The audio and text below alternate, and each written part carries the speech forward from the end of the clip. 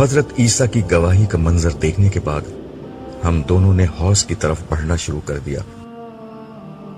میں نے راستے میں صالح سے پوچھا، حضرت عیسیٰ نے جو سفارشی کلمات کہے تھے، یعنی اگر تو انہیں بخش دے تو تو غالب اور حکمت والا ہے، کیا ان الفاظ کا کوئی اثر نہیں ہوا؟ تم نے جواب میں اللہ تعالیٰ کی بات نہیں سنی تھی کہ آج سچوں کو ان کی سچائی ہی نفع پہنچائے گی؟ ہاں سنی، مگر اس سے تو بظاہر یہ لگتا ہے کہ ان کی سفارش قبول نہیں ہوئی۔ نہیں، ایسا نہیں ہوا۔ اللہ تعالیٰ نے اپنا قانون واضح کر دیا ہے۔ قانون یہ ہے کہ پیغمبر کی لائی ہوئی تعلیم کو سچ تسلیم کرنا اور اپنے عمل سے اس کی تصدیق کرنا کامیابی اور نجات کی بنیادی شرط ہے۔ اللہ تعالیٰ کی بات کا مطلب یہ تھا کہ جس کسی نے یہ بنیادی شرط پوری کر دی، اس کے ساتھ اللہ تعالیٰ اب درگزر کا معاملہ کریں گے۔ یعنی جو غلطیاں ایسے لوگوں سے ہوتی رہیں اور انہوں نے ان پر توبہ اور اصلاح نہیں کی، ان پر اللہ تعالیٰ اپنی رحمت سے گرفت نہیں کر رہے۔ ہر نبی اپنی امت کی اسی طرح دبے لفظوں میں سفارش کر رہا ہے اور کرے گا، مگر اس کے نتیجے میں سرے دست صرف اتنی ہی رعایت مل رہی ہے۔ اس وقت کوتاہیاں معاف ہو رہی ہیں، جرائم نہیں، اور یہ کوتاہیاں جنہیں معمولی سمجھ کر توبہ نہیں کی گئی تھی، بہرحال اسی طرح کی خواری کا سبب بنی ہیں جو تمہاری بیٹی لیلا کو اٹھانی پڑی تھی۔ باقی جن لوگوں نے ہمہ وقت ایمان و عمل، صالح اور توبہ اور اصلاح کا مستقل رویہ اختیار کیے رکھا، وہ تو اول وقت ہی سے عافیت میں ہیں، اور جن لوگوں نے مستقل نافرمانی اور بڑے گناہوں کی راہ اختیار کی، وہ اس وقت بدترین سختی کا شکار ہیں۔ یہ گفتگو کرتے ہوئے ہم ایک ایسی جگہ آ گئے جہاں فرشتے لوگوں کو آگے بڑھنے سے روک رہے تھے۔ صالح میرا ہاتھ تھامے ان کے قریب چلا گیا۔ اسے دیکھتے ہی فرشتوں نے راستہ چھوڑ دیا۔ ہم ذرا دور چلے تو ایک جھیل سی نظر آنے لگی۔ اسے دیکھتے ہی صالح بولا، یہی حوض کوثر ہے۔ میں نے کہا، مگر یہاں رسول اللہ صلی اللہ علیہ وسلم تو نہیں؟ وہ آگے کی طرف ہیں، ہم دوسری سمت سے داخل ہوئے ہیں۔ میں تمہیں اس کا تفصیلی مشاہدہ کرانا چاہ رہا تھا، اسی لیے یہاں سے لایا ہوں۔ صالح کی بات پر میں نے غور کیا تو معلوم ہوا کہ یہ عام معنوں میں کوئی حوض نہیں ہے۔ میں نے قدرے تعجب کے ساتھ صالح سے کہا، یار یہ تو جھیل بلکہ شاید سمندر جتنا بڑا ہے، جس کا دوسرا کنارہ مجھے نظر ہی نہیں آتا۔ ہاں یہ ایسا ہی ہے، تم دیکھ نہیں رہے کتنے سارے لوگ اس کے کنارے کھڑے پانی پی رہے ہیں؟ اگر کوئی چھوٹا موٹا حوض ہو تو فوراً ہی خالی ہو جائے گا۔ اس نے ٹھیک کہا تھا، یہاں ہر جگہ بہت سارے لوگ موجود تھے۔ ویسے پچھلی دنیا میں بھی رسول اللہ صلی اللہ علیہ وسلم کے ارشادات سے مجھے اندازہ تھا کہ یہ عام سا حوض نہیں ہوگا، بلکہ کوئی سمندر ہوگا۔ بلکہ حضور کے ارشادات سے مجھے خیال ہوتا ہے یہ وہی جگہ ہے جہاں پچھلی دنیا میں عرب و افریقہ کو جدا کرنے والا بحر احمر یعنی ریڈ سی بہتا تھا۔ میں نے اپنے اس اندازے کا اظہار صالح سے کیا تو وہ بولا، بڑی حد تک یہ اندازہ ٹھیک ہے۔ زمین پھیل کر گرچہ بہت بڑی ہو چکی ہے، مگر یہ کم و بیش وہی جگہ ہے۔ اس کا مطلب ہے کہ میدان حشر سرزمین عرب میں برپا ہو رہا ہے۔ ہاں تمہارے اندازے ٹھیک ہیں۔ میں خاموشی سے سوچنے لگا، کیسا وقت تھا وہ جب دنیا آباد تھی، لوگ اس وقت دنیا کے ہنگاموں میں گم تھے۔ کاش انہیں اندازہ ہو جاتا کہ اصل دنیا تو موت کے بعد شروع ہونے والی ہے۔ اللہ تعالیٰ نے اپنے انبیاءوں کو بھیج کر پچھلی دنیا میں طرح طرح سے لوگوں کو سمجھایا، مگر لوگ مان کر ہی نہیں دیے۔ پھر اللہ نے ان انبیاء میں سے کچھ کو منصب رسالت پر فائز کر دیا۔ یہ رسول نہ صرف لوگوں کو صحیح راستے کی طرف بلاتے، بلکہ اس سے ایک قدم آگے بڑھ کر لوگوں کو متنبع کر دیتے کہ ان کی بات نہیں مانی گئی تو اللہ تعالیٰ قیامت سے قبل ہی اس قوم پر اپنا عذاب بھیج دے گا، جس سے صرف ماننے والے بچائے جائیں گے۔ چنانچہ قوم نوح، عاد، سمود، قوم لوط، قوم شعیب، آل فرعون اور خود قریش مکہ کے ساتھ یہی ہوا۔ ان اقوام کے رسولوں نے انہیں اللہ کے عذاب سے ڈرایا، مگر جب وہ نہ مانے تو قیامت سے قبل ہی دنیا میں انہیں عذاب دیا گیا۔ قوم سمود اور قوم شعیب کو ایک کڑک سے، قوم لوط کو پتھر والی ہوا سے، اور کفار مکہ کو مومنوں کی تلواروں سے ختم کیا گیا، اور اہل ایمان کو بچا کر زمین کا اقتدار انہیں دے دیا گیا۔ اور کسے معلوم نہیں تھا کہ صحابہ کرام کو کس طرح چند برسوں میں دنیا کا حکمران بنا دیا گیا۔ یوں سزا و جزا کا ایک دنیاوی نمونہ اس طرح قائم کیا گیا کہ کوئی شخص بھی اس کا انکار کرنے کی طاقت نہیں رکھتا۔ پھر بھی لوگوں نے اس دن کی تیاری نہیں کی۔ سب سے بڑھ کر اسی مڈل ایسٹ کے علاقے میں جہاں آج حشر برپا ہے، 4000 برس تک آل ابراہیم کی شکل میں ایک قوم کے ساتھ مستقل سزا و جزا کا معاملہ کیا گیا۔ اولاد ابراہیم کی 2 شاخوں یعنی بنی اسماعیل اور بنی اسرائیل کے ساتھ اللہ کا قانون یہ رہا کہ اگر وہ فرما برداری کرتے تو خدا کی رحمت انہیں دنیا میں نوازتی، اور نافرمانی کرتے تو دنیا میں قومی حیثیت میں سزا پاتے۔ بنی اسرائیل کو اپنی تاریخ میں اپنے جرائم کی پاداش میں 2 دفعہ عظیم تباہیوں کا سامنا بطور سزا کرنا پڑا۔ ایک دفعہ عراق کے بادشاہ بخت نصر کے ہاتھوں اور دوسری دفعہ رومی جنرل ٹائٹس کے ہاتھوں ان پر تباہی نازل کی گئی۔ اسی طرح امت مسلمہ کو بھی ان کے جرائم کی بنا پر 2 دفعہ بڑے پیمانے پر سزا دی گئی، ایک دفعہ تاتاریوں کے ہاتھوں اور دوسری دفعہ یورپی اقوام کے ہاتھوں انہیں تباہی اور غلامی کی ذلت کا سامنا کرنا پڑا۔ اس سزا کے ساتھ جب کبھی وہ توبہ اور رجوع کرتے تو ان پر حکومت و انعامات کے دروازے کھل جاتے۔ اس کی ایک مثال وہ تھی جب تاتاریوں کے ہاتھوں مکمل تباہی کے بعد مسلمانوں نے ان تک اسلام کا پیغام پہنچایا تو تھوڑے ہی عرصے میں برباد شدہ مسلمان دوبارہ دنیا کی عظیم سپر پاور بن گئے۔ مگر افسوس کہ لوگوں نے سزا و جزا کے اس کھلے ہوئے معاملے کو دیکھ کر بھی قیامت کی سزا و جزا کی حقانیت کو سنجیدگی سے نہیں لیا۔ بے اختیار میرے منہ سے ایک ٹھنڈی آہ نکلی اور میں نے کہا، میرے رب تو نے سمجھانے میں کوئی کسر نہیں چھوڑی، مگر انسان بڑی ہی ڈھیٹ مخلوق تھا، اسی لیے اسے آج کا یہ تلخ دن دیکھنا پڑ رہا ہے۔ صالح نے میرا جملہ سن کر لمحہ بھر کے لیے مجھے دیکھا اور بولا، نہیں، ہر انسان ایسا نہیں تھا۔ دیکھ لو تمہارے ارد گرد حوض کوثر پر کتنے سارے لوگ ہیں۔ میں نے اس بات میں سر ہلایا مگر کچھ بولا نہیں۔ وجہ صاف ظاہر تھی، صالح یہاں موجود لوگوں کو دیکھ رہا تھا اور میں باہر حشر میں موجود لوگوں کے خیال میں تھا، جن میں میرا اپنا بیٹا جمشید بھی شامل تھا۔ میں میدان حشر میں اس کی تلاش میں لوٹا تھا، مگر حضرت عیسیٰ کی گواہی کا منظر دیکھ کر میرا حوصلہ جواب دے چکا تھا، اس لیے سرے دست اس کا معاملہ میں نے خدا پر چھوڑنے کا فیصلہ کیا۔ ہم آگے بڑھ رہے تھے، ایک جگہ پہنچ کر صالح نے مجھ سے کہا، چلو اب کوثر کے VIP لاؤنج میں چلتے ہیں۔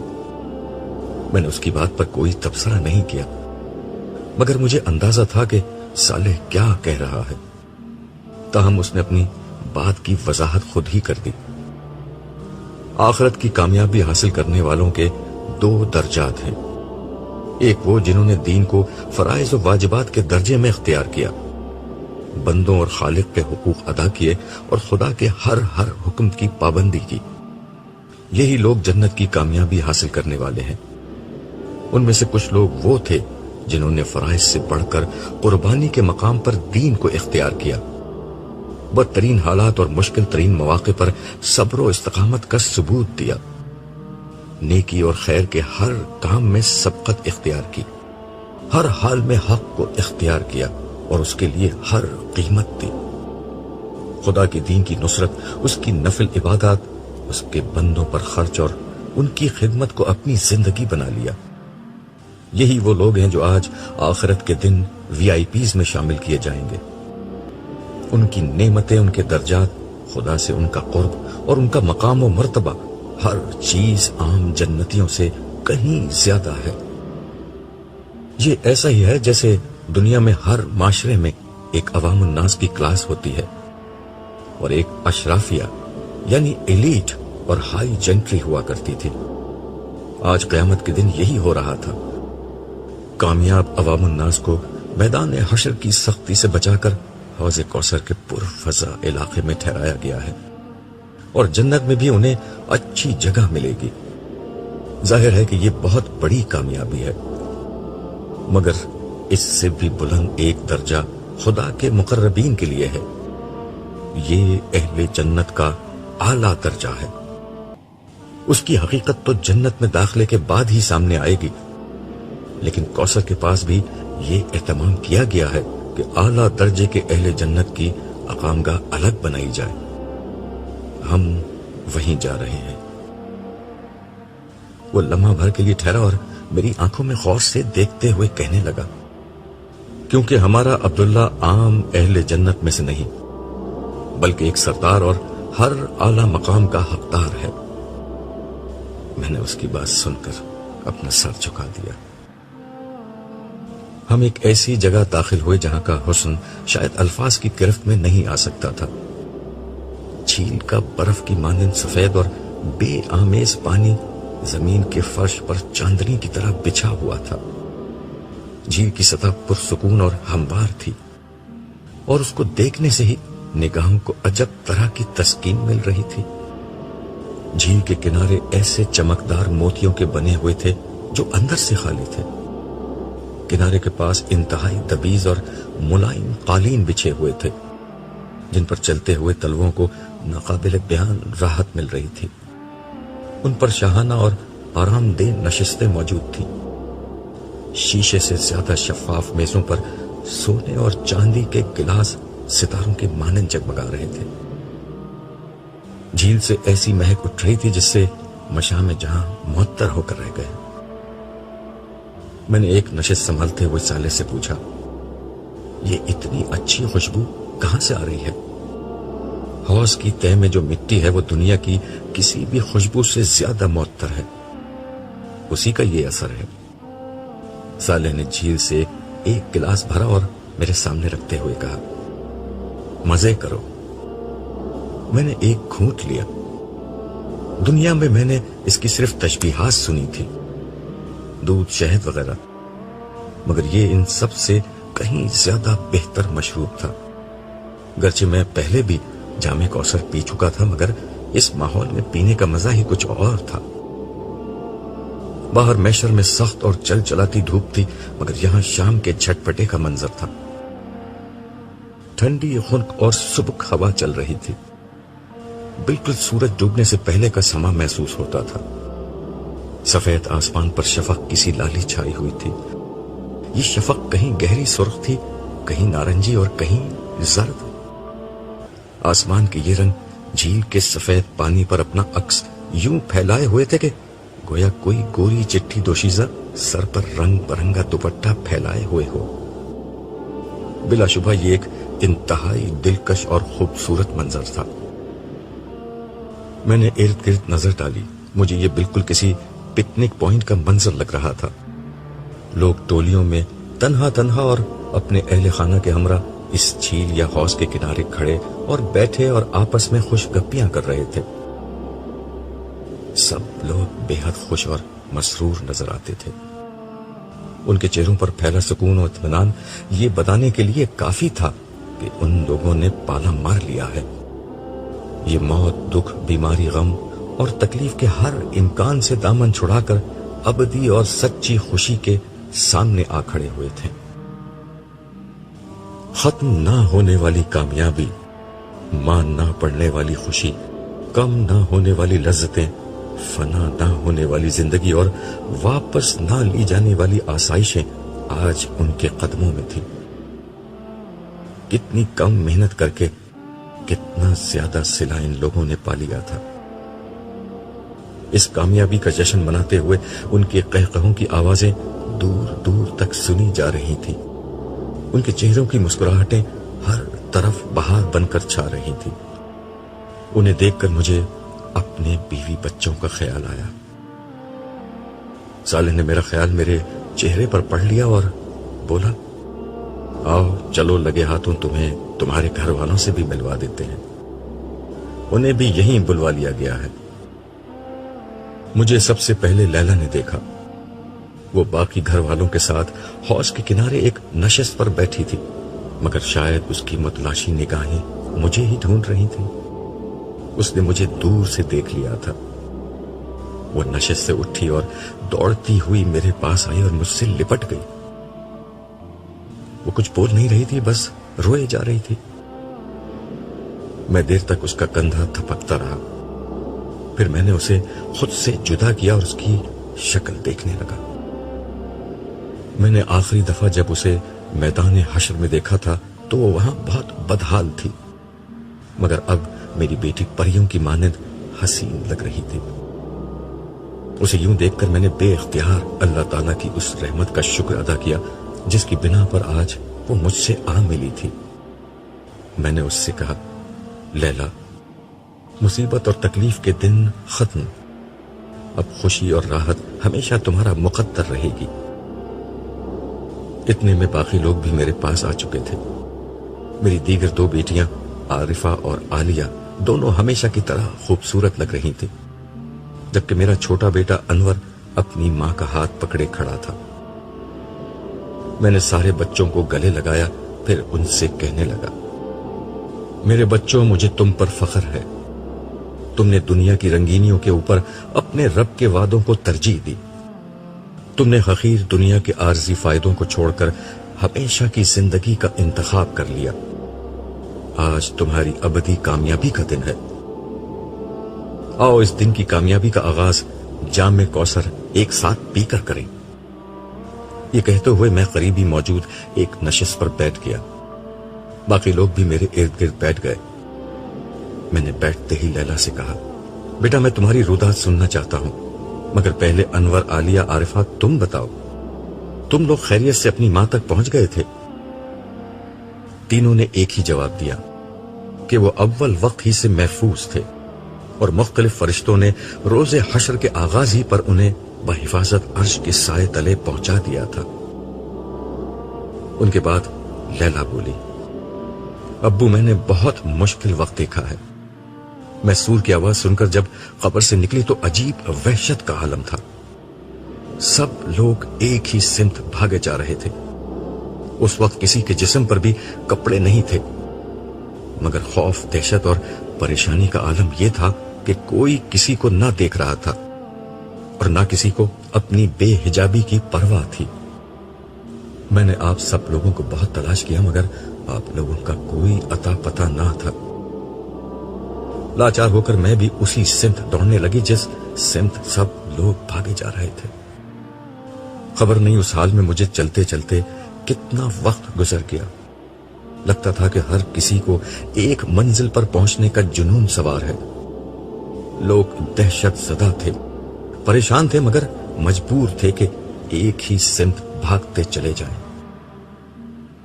میں نے اس کی بات کاٹ کر کہا، یہ سور اسرافیل کا اثر تھا کہ ہر شخص میدان حشر کی طرف دوڑنے پر خود کو مجبور پاتا تھا۔ لوگ دنیا کے کسی حصے میں بھی تھے، مگر سب کا رخ ایک ہی سمت کر دیا گیا تھا۔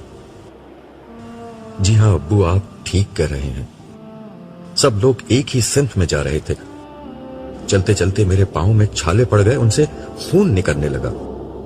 تھکن سے جسم ٹوٹ رہا تھا، مگر اندر کوئی چیز تھی جو رکنے نہیں دیتی تھی۔ پیاس کے مارے حالت خراب تھی، مگر پانی کا قطرہ تک کہیں نہیں ملا۔ بلا کی گرمی تھی، مگر کہیں کوئی درخت اور سایہ نہ تھا۔ ابو سارے راستے سوائے چٹیل میدان کے کچھ نہیں ملا۔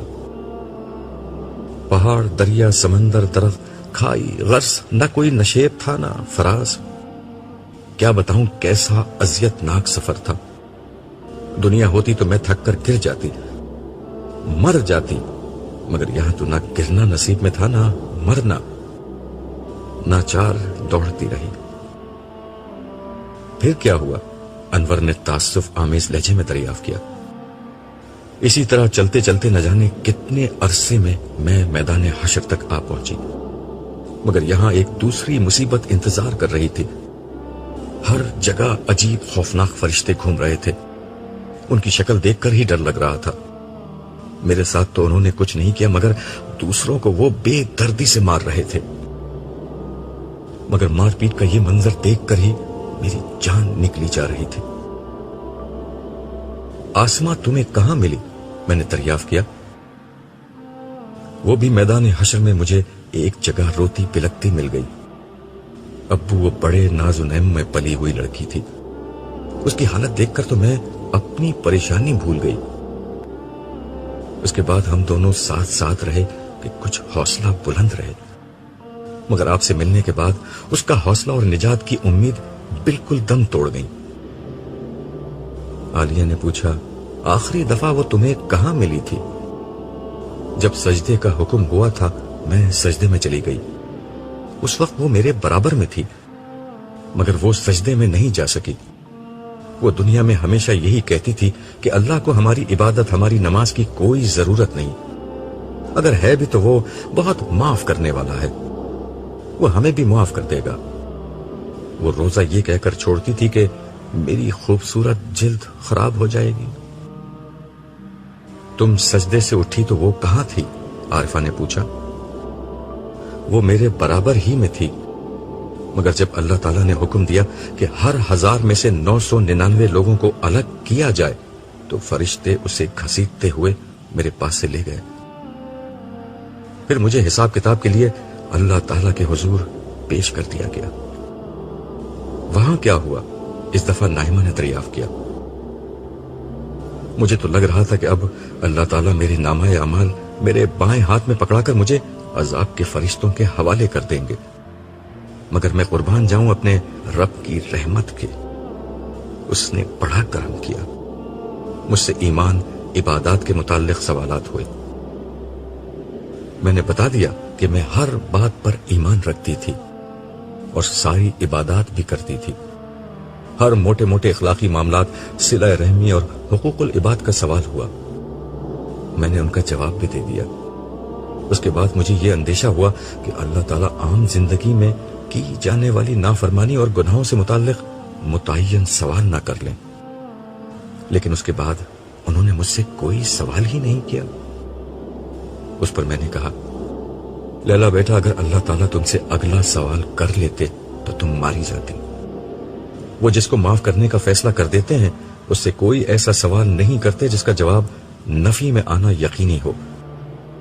یہ کام صرف ان لوگوں کے ساتھ ہونا ہے جن کو پکڑنا مقصود ہوتا ہے. انہوں نے تم سے صرف وہ پوچھا جس کا صحیح جواب تمہارے نامہ اعمال میں موجود تھا. باقی تمہارے گناہ گرچہ نامہ اعمال میں موجود تھے مگر انہوں نے جان بوجھ کر نظر انداز کر دیے. ہاں ابو، انہوں نے ایک بات مجھ سے آخر میں کہی تھی، وہ یہ کہ تم عبداللہ کی بیٹی ہو، تمہیں تو اس کے ساتھ ہی ہونا چاہیے. اس کے بعد انہوں نے فرشتوں سے کہا کہ اس کا نامہ اعمال دائیں ہاتھ میں دے کر اس کو اس کے گھر والوں کے پاس بھیج دو. اس وقت میری خوشی کا جو عالم تھا میں اسے بیان نہیں کر سکتی. صالح جو میرے برابر ہی میں بیٹھا تھا اس کی بات سن کر کہنے لگا، تمہاری بخشش عبداللہ کی وجہ سے نہیں ہوئی ہے، البتہ تمہارے درجات تمہارے والد کی وجہ سے بلند ہو گئے ہیں. تم اس وقت حوض کوثر کے VIP لاؤنج میں بیٹھی ہو. جانتی ہو تم پر اور تمہارے بھائی بہنوں اور والدہ پر یہ مہربانی صرف تمہارے باپ عبداللہ کی وجہ سے ہے. یہ اللہ تعالیٰ کی خصوصی عنایت ہے کہ کامیاب لوگوں میں سے جس شخص کا درجہ سب سے بلند ہوگا اس کے قریبی اعضاء کو اللہ تعالیٰ اس کے ساتھ جمع کر دیں گے. اس پر عالیہ نے کہا، جب بھی ہم بھائی بہنوں کے خاندانوں کے کسی فرد کو یہاں آنے کی اجازت نہیں ملی، صرف ہم بہن بھائیوں اور امی کو فرشتوں نے یہاں آنے دیا ہے. باقی لوگ بھی یہاں ہیں مگر انہیں پیچھے ٹھہرایا گیا ہے. یہ سن کر نائمہ کے چہرے پر کرب کے گہرے آثار طاری ہو گئے. اس کے اندر کی ماں بولی سوائے جمشید کے. یہ بات سن کر ایک خاموشی چھا گئی. آخر انور نے خاموشی کے اس پردے کو یہ کہہ کر توڑا، ابو مجھے تو آپ کے استاد فرحان صاحب کی اس تحریر نے بچا لیا جو میں نے آپ سے اکثر سنی تھی، اس تحریر کو میں نے اپنی زندگی بنا لیا تھا۔ عارفہ بولی، بھائی وہ تحریر کیا تھی، ہمیں بھی سناؤ۔ انور نے آنکھیں بند کی اور بولنے لگا، ہمارے دور کے مصلحین لوگوں کے اندر سے ترقی کی اس فطری خواہش کو ختم کرنا چاہتے ہیں، جبکہ خدا ایسا نہیں کرتا۔ وہ یہ چاہتا ہے کہ اس کی خواہش کا رخ دنیا کے بجائے آخرت کی طرف مڑ جائے۔ دنیا کی اشرافیہ اور اہل ثروت گروہ میں شامل ہونے کے بجائے لوگوں میں یہ خواہش پیدا ہو جائے کہ وہ خدا کے مقربین اور جنت کی اشرافیہ میں شامل ہوں۔ آپ پورے قرآن کی دعوت پڑھ لیں، وہ اس کے سوا انسان میں کوئی ذہن پیدا نہیں کرنا چاہتا۔ قرآن کے اولین مخاطبین صحابہ کرام اسی ذہن کے حامل ہستیاں تھیں۔ ابو بکر و عمر کا انفاق، عبد الرحمن و عثمان کی سخاوت اور علی و ابو ذر کی سادگی آخرت پر اسی ایمان کے مختلف مظاہر تھے۔ آخرت پر ایمان آدمی میں جو تبدیلی لاتا ہے، اسے سمجھنے کے لیے قرآن کی اس آیت کو ملاحظہ فرمائیے۔ تم لوگوں کو جو کچھ بھی دیا گیا ہے وہ محض دنیا کی زندگی کا سامان اور اس کی زینت ہے، اور جو کچھ اللہ کے پاس ہے وہ اس سے بہتر اور باقی تر ہے۔ کیا تم لوگ عقل سے کام نہیں لیتے؟ بھلا وہ شخص جس سے ہم نے اچھا وعدہ کیا ہو اور وہ اسے پانے والا بھی ہو، کبھی اس شخص کی طرح ہو سکتا ہے جسے ہم نے صرف حیات دنیا کا سر و سامان دے دیا ہو، اور پھر وہ قیامت کے دن سزا کے لیے پیش کیا جانے والا ہو؟ القصص 60 تا 61۔ آپ اندازہ کریں، جس شخص کے دل میں صرف اس ایک آیت پر پکا یقین ہو، اس کی زندگی کس طرح گزرے گی۔ ایسا شخص مال کماتے وقت خدا کی اس نافرمانی کا خطرہ نہیں مول لے سکتا جس کا نتیجہ جہنم کی آگ ہے۔ اس کے مال کا بہترین مصرف اپنی ضروریات پوری کر کے آخرت کی ابدی اور زیادہ بہتر زندگی کی آزمائش و زیبائش ہوگی۔ وہ دنیا میں کسی بھی نعمت کے حصول کے لیے آخرت کو کبھی خطرے میں نہیں ڈالے گا۔ وہ دنیا کے گھر سے پہلے آخرت کے گھر کی فکر کرے گا، اور دنیا کی گاڑی سے پہلے آخرت کی سواری کی سوچے گا۔ اخلاق باختہ عورتوں کے اریاں اور نیم اریاں وجود پر نگاہ ڈالنے کی وقتی لذت کے لیے وہ ان حوروں سے محرومی گوارا نہیں کرے گا جن کا چاند چہرہ، حسن دلکش اور ابدی شباب کبھی نہیں ڈھلے گا۔ گھر والوں کی ضروریات اور خواہشات اسے کبھی کسی ایسے راستے پر نہیں لے جا سکتی جو آخرکار جہنم کی دہلیز تک جا پہنچتا ہو۔ بیوی بچوں سے اس کی محبت اسے مجبور کرے گی کہ وہ انہیں بھی جنت کے راستوں کا مسافر بنائے، ان کی تربیت کرے، انہیں وقت دے، انہیں بتائے کہ جینا تو صرف آخرت کا جینا ہے، کامیابی تو صرف جنت کی کامیابی ہے، یہ دنیا دھوکے کے سوا کچھ نہیں۔ جہاں ہم سے پہلے بھی بے گنتی لوگوں کا امتحان ہوا اور ہمارا بھی امتحان ہو رہا ہے۔ چند برسوں کی بات ہے، نہ ہم رہیں گے نہ امتحان کے یہ صبر آسمان لمحے۔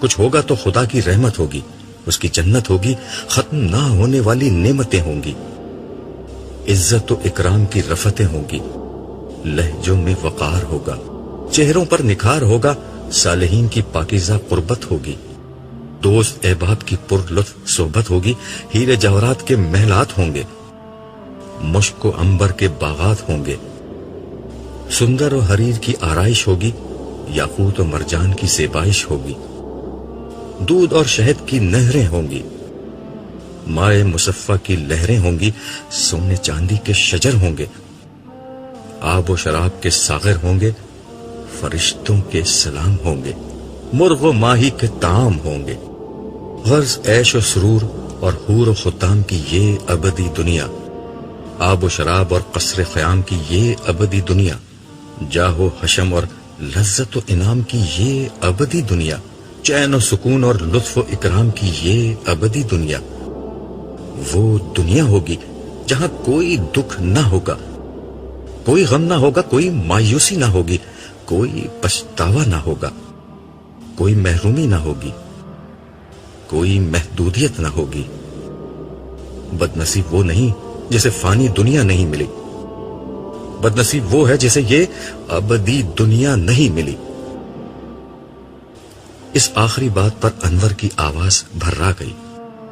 اسے شاید اپنے بھائی جمشید کا خیال آ گیا تھا، مگر اسے معلوم نہ تھا اس نے یہ تحریر سنا کر میرے لیے جمشید کے صدمے کے ساتھ میرے استاد فرحان صاحب کا صدمہ بھی جمع کر دیا ہے۔